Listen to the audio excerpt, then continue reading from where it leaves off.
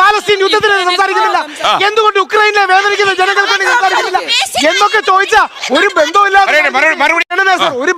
കാര്യം ചോദിച്ചാൽ എന്ത് മറുപടി പറയും? ശ്രീകണ്ഠൻ നായർ സാറിനോട് ഒരു ബന്ധവുമില്ലാത്ത പാലസ്തീനിലെ കുട്ടികൾക്ക് വേണ്ടി താങ്കൾ എന്തുകൊണ്ട് സംസാരിക്കുന്നില്ല എന്ന് പുരുഷ കമ്മീഷൻ വിഷയത്തിൽ ഒരു ചോദ്യം ചോദിച്ചാൽ എന്ത് മറുപടി പറയും? എന്റെ വേളാങ്കണ്ണി മാതാവേ, കുറച്ചു ബുദ്ധി ഉണ്ടായിരുന്നെങ്കിൽ മന്ദബുദ്ധി എന്നെങ്കിലും വിളിക്കായിരുന്നു. അതും ഇല്ലാതായി. ഇടപെടാൻ ശേഷിയുള്ള മനുഷ്യാവകാശ കമ്മീഷൻ ഉണ്ടല്ലോ രാഹുൽ. മനുഷ്യാവകാശ കമ്മീഷൻ ഉണ്ടല്ലോ രാഹുൽ. വനിതാ കമ്മീഷൻ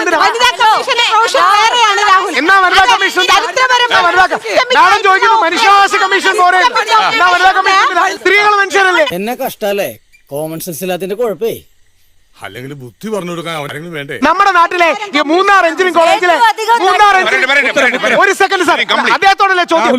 മൂന്നാർ എഞ്ചിനീയറിംഗ് കോളേജിലെ ഒരു പ്രൊഫസർ പെൺകുട്ടികളുടെ കോപ്പി അടി കണ്ടുപിടിച്ചു. അപ്പൊ ഈ 5 പെൺകുട്ടികളും കൂടെ എന്ത് ചെയ്തു? ഇയാൾ നിങ്ങളെ പീഡിപ്പിച്ചു എന്ന് പറഞ്ഞ് പരാതി കൊടുത്തു.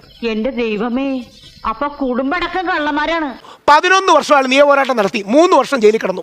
രാം തിവാരി എന്ന കേന്ദ്രീയ വിദ്യാലയത്തിലെ അധ്യാപകൻ 7 വർഷം പ്രഗ്നന്റ് ആക്കി അബോർട്ട് ചെയ്യിപ്പിച്ചു ജയിലിൽ കിടന്നു. കോടതി കണ്ടെത്തി പ്രഗ്നന്റും ആയില്ല, റേപ്പ് ചെയ്തിട്ടില്ല, അബോർട്ട് ചെയ്തിട്ടില്ല എന്ന്.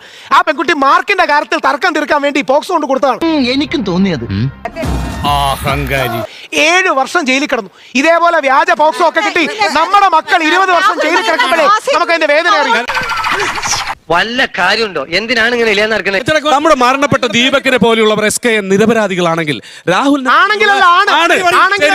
ഇവൻ നമ്മളെ കുഴപ്പിക്കാനുള്ള പരിപാടി, ഇവനിതിൽ എന്തോ കൈയുണ്ട്.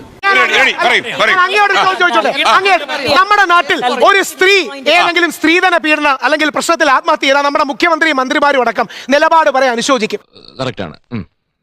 കറക്റ്റ് ആണല്ലേ? കറക്റ്റ്.